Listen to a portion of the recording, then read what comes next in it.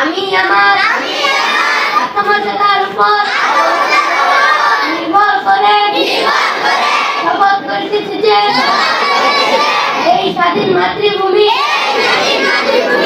মানুষের প্রতি অনুগত থাকিব, দেশের একতা ও সংহতি বজায় রাখিবার জন্য সর্বদা সচেষ্ট থাকিব এবং সদা সত্য কথা বলিব।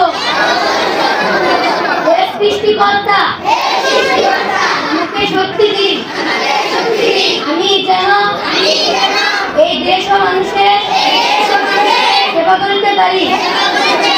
আমি জাতীয় পতাকার প্রতি সম্মান প্রদর্শন করা।